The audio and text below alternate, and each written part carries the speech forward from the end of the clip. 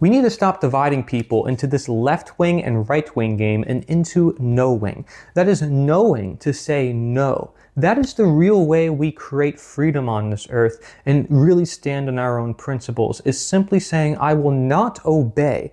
Because either way, when you're voting, you're still saying, yeah, somebody has the right to rule over me. Somebody still has the right over my own life, my own property, that by signing something in a fancy pen and a fancy piece of paper, it can change or alter morality or reality itself, and that they can claim control over tons of businesses and land and people with it, and that with certain outfits and titles like king, queen, minister, president, etc., we can just do whatever we want, off with the head, off with the feet, off with the toes, according to whatever I arbitrarily claim. That's not true consent. That's not true morality. People will say, oh, well, you were born here, so you have to follow the rules. It's the social contract. That's not a contract. That's not real consent. Look up the definition of consent.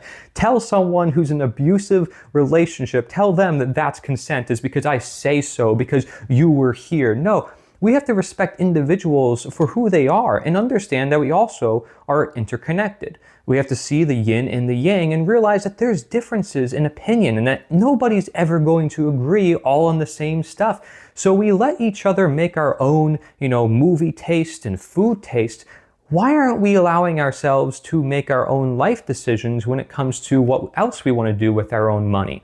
Right? And so this is a very basic concept, but people can't get past it because they've been programmed to believe that they need some external controller called government in charge of their own lives. But they've never heard of voluntarism. They never looked up or really asked themselves, is a world based on true consent actually possible? And therefore a world without division, a world of knowing.